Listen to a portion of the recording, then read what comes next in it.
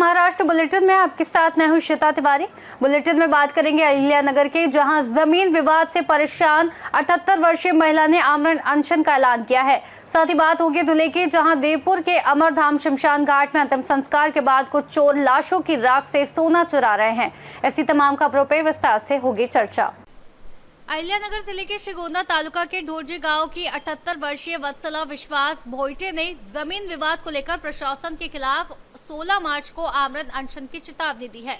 भोइटे का आरोप है कि उनके पुश्तैनी जमीन पर कोलगांव के महंत और संध्या नलगे ने अवैध तरीके से कब्जा कर लिया है और उन्हें खेत में जाने से रोका जा रहा है। साथ ही गालियां और धमकियां दी जा रही हैं। उन्होंने बताया कि पहले भी 26 फरवरी को पुलिस से शिकायत दर्ज कराने गई थी, लेकिन सहायक पुलिस निरीक्षक ने शिकायत लेने से इनकार कर उन्हें अपमानित किया। भोइटे ने प्रशासन से आरोपियों के खिलाफ कार्रवाई की मांग की है और चिताया कि कार्रवाई न होने पर अनशन की पूरी जिम्मेदारी प्रशासन की होगी। माझे नाव वत्सला विश्वास भोइटे, वय वर्ष 78, राहणार ढोरजे। आम्ही येऊन जाऊन पुणे ढोरजे या ठिकाणी असते।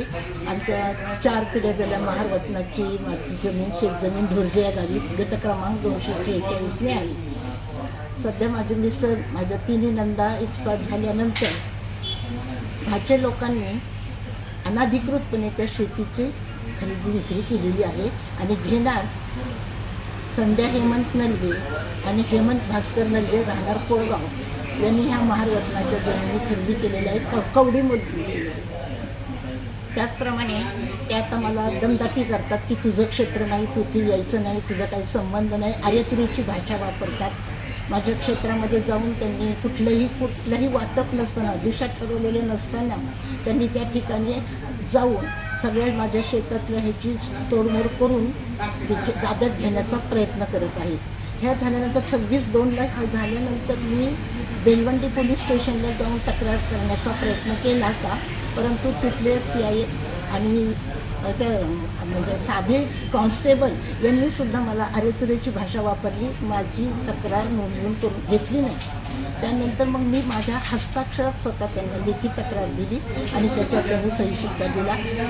एक सुद्धा मला म्हणाले, अगं तुझा काय संबंध आहे, तू कशाला तिथं जाती, बस नाही का जागेवर, तू जा, मग जायचं तर कोर्टाची ऑर्डर घेऊन जा, कोर्टाची ऑर्डर घे आणि मग जाते, कशाला ते जाते। आम्ही बघितलं सगळं त्याचं बरोबर आहे, पण ह्या सगळ्या गोष्टी ह्या खोट्या आहेत आणि या ठिकाणी एकही गोष्ट बाब खरी नाही आहे। महारवतनाची जमीन त्यांनी घेऊन माझ्यावर अन्याय केलेला आहे आणि मला योग्य तो न्याय मिळावा ही माझी कळकळीची नम्र विनंती आहे। आणि जे मला अरेतुरेच्या भाषेत आई बहीण असताना सुद्धा अरेतुरेची भाषा वापरून मला अपमानास्पद अहिल्यानगर से सी न्यूज़ संवाददाता अमर घोटके की रिपोर्ट।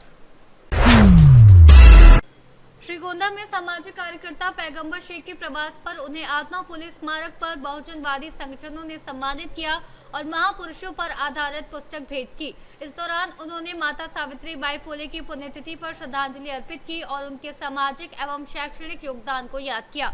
कार्यक्रम में ऑल इंडिया पैंथर सेना, संभाजी ब्रिगेड, बम सेफ सहित अन्य सामाजिक संगठनों के पदाधिकारी और कार्यकर्ता बड़ी संख्या में मौजूद रहे।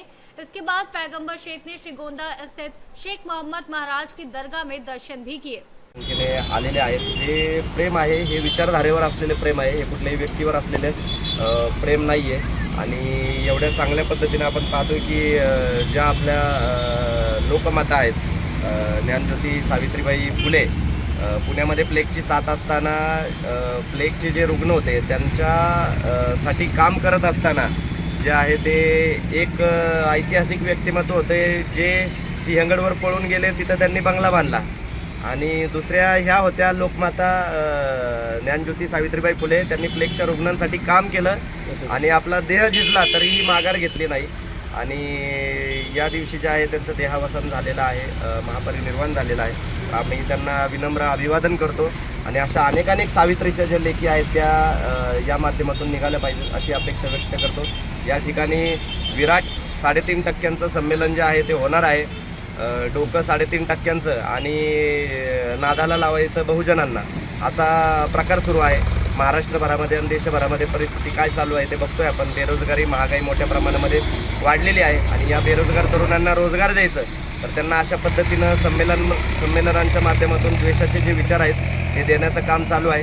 आणि देतात कुठली लोक हे विचार, ज्यांची पोरं बाळं ही जर्मनीमध्ये, अमेरिकेमध्ये, कॅनडामध्ये अशा चांगल्या ठिकाणी चांगले नोकऱ्या धंदे कामं करणारी आहेत.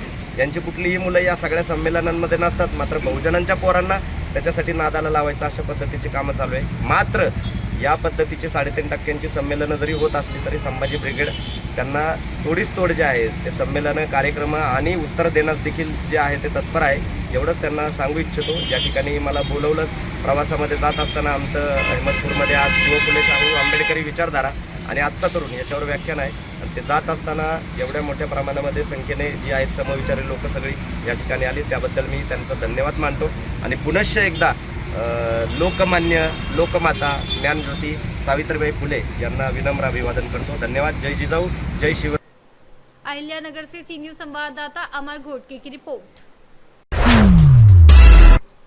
देवलगांव राजा शहर के डॉक्टर बाबा साहेब अम्बेडकर नगर वार्ड 2 में स्थित समाज मंदिर की जमीन पर कथित अतिक्रमण के विरोध में बौद्ध समाज के लोगों ने आमरण अनशन शुरू कर दिया है। आरोप है कि नगर परिषद ने 1985 से 86 में समाज मंदिर के लिए आवंटित जमीन पर फर्जी दस्तावेज दिखाकर 2019 में साबिर शाह, गफार शाह को निर्माण अनुमति दे दी, जबकि पहले भी समाज ने विरोध जताया था। शिकायतकर्ता ने प्रशासन की उदासीनता और निर्माण अनुमति जारी करने पर सवाल उठाते हुए जमीन की माप, फर्जी नोंद रद्द करने और अतिक्रमण हटाने की मांग की है। प्रशासन की ठोस कार्रवाई न होने के कारण समाज ने अनशन शुरू किया है, जिससे शहर में तनाव और चर्चा बढ़ गई है।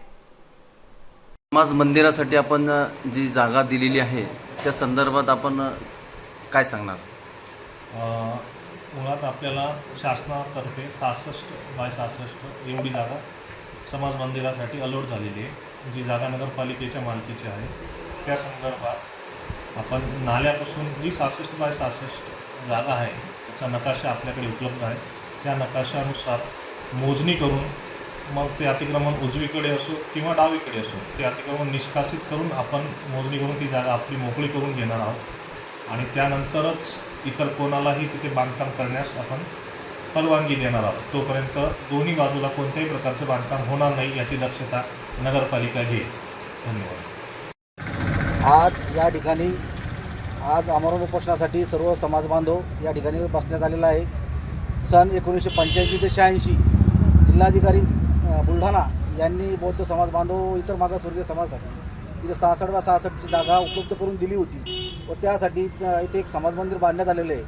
व त्यावेळेस ताबा पावती करताना सदर मुख्याधिकारी, त्यावेळेचे तत्कालीन तहसीलदार, त्यावेळेचे तत्कालीन नगरपरिषदचे SI व त्या काळचे 2 नगरसेवक, वार्ड क्रमांक 2चे नगरसेवक गफ्फार शहा व वार्ड क्रमांक 1चे नगरसेवक आपले रतन बाळाराम कासारे या दोघांच्या ताब्या पावत्यासहित त्यांचे आज रोजी डॉक्युमेंट्स आमच्याकडे उपलब्ध आहे. तरी गफ्फार शहा यांचे चिरंजीव साबिर शाह व शफी शाह यांनी चुकीचे डॉक्युमेंट दस्तावेज तयार करून सदर जागेच्या ठिकाणी त्यांनी 30/40ची जागा मागणी केलेली आहे. सदर ही जागा आपल्या या जागेमध्ये उपलब्ध नसूनही ही इतरत्र दुसरीकडली असून त्यांनी दर्शविल्याप्रमाणे चतुर्सीमा ही चुकीची दाखवलेली आहे. सदर जागा ही नगर परिषदच्या मालकीची व नगर परिषदच्या ताब्यातली आहे. सदर जागेचं देखरेख ही नगर परिषद करीत असते आणि ही बौद्ध समाज व इतर मागासवर्गीय समाज यांच्या लोककल्याणाकरिता वापरण्यासाठी देण्यात आलेली आहे. तरी जातीवादपणे श्री अरुण मोकळ यांनी जाणून बुजून सदर जागेच्या ठिकाणी बेकायदेशीरपणे बांधकाम परवानगी साबिर शाह या नावाने देण्यात आलेली आहे. आमची अशी शासनास विनंती आहे की सदर देण्यात आलेली बांधकाम परवानगी ही तात्काळ रद्द करण्यात यावी व बौद्ध समाज व इतर मागासवर्गीय समाजात न्याय देण्यात यावा. सर्वप्रथम सर्वांना क्रांतिकारी जय भीम. आज देवळगावच्या येथे सर्व समाज बांधवाच्या येथे वतीने आमरण उपोषणास सुरुवात झालेली आहे. कारण ही नगरपालिकेची जागा मुख्याधिकारी अरुण मोकळे यांनी विकून टाकलेली आहे. जागेचा लिलाव केलेला आहे. ही जागा आम्हाला परत मिळण्यासाठी, नगरपालिकेला परत घेण्यासाठी सर्व समाज बांधव उपोषणाला बसलेले आहे. ही 66/66ची जागा शासनाने परत करावी यासाठी आम्ही आमरण उपोषणाला बसलेलो आहोत. बुल्ढाना से सी न्यूज संवाददाता राजेश पंडित की रिपोर्ट। दूल्हे के देवपुर अमरधाम शमशान घाट में अंतिम संस्कार के बाद लाशों की राख से सोने की चोरी और खराब व्यवस्थाओं की घटनाओं के चलते मेयर माया देवी परदेशी ने खुद मौके का निरीक्षण किया। शमशान घाट में कचरा फैला था, कलश टूटे हुए थे, टॉयलेट बंद थे और पीने के पानी की कोई सुविधा नहीं थी, जिसने आने वाले लोगों खासकर बुजुर्गों और बीमारों को काफी कठिनाई हो रही थी। अधिकारियों की लापरवाही पर गुस्सा जताते हुए मेयर ने खुद झाड़ू उठाकर सफाई की और कर्मचारियों को सख्त चेतावनी दी। उन्होंने प्रशासन को निर्देश दिए कि शमशान घाट में सुरक्षा सुनिश्चित करने के लिए सीसीटीवी कैमरे और गार्ड तैनात किए जाएं। 8 नए शमशान घाट बनाए जाएं। उन्होंने प्रशासन को निर्देश दिए कि शमशान घाट में सुरक्षा सुनिश्चित करने के लिए सीसीटीवी कैमरे और गार्ड तैनात किए जाएं। 8 नए शमशान घाट बनाए जाएं। पीने का पानी और टॉयलेट की सुविधा दी जाए ताकि नागरिकों को जल्द राहत मिल सके। धुले से सी न्यूज संवाददाता नीलेश परदेसी की रिपोर्ट। महाराष्ट्र राज्य ग्रामीण आजीविका मिशन और जिला परिषद नांदेड़ के संयुक्त तत्वाधान में रेणुका महोत्सव के अवसर पर 13 से 18 मार्च तक वजीराबाद स्थित मल्टीपर्पज हाई स्कूल मैदान में मिनी सरस प्रदर्शनी व बिक्री मेला आयोजित किया जा रहा है, जिसमें महाराष्ट्र के विभिन्न जिलों से आए महिला बचत समूहों द्वारा तैयार उच्च गुणवत्ता वाली वस्तुएं, हस्तशिल्प, साड़ियां, कोल्हापुरी चप्पल बिक्री के लिए रखे जाएंगे। जिला परिषद के मुख्य कार्यकारी अधिकारी मेघना कावली और प्रकल्प संचालक डॉक्टर संजय तुबागले ने लोगों से अधिक संख्या में मेले में शामिल होकर महिला बचत समूहों के हुनर को प्रोत्साहित करने की अपील की है।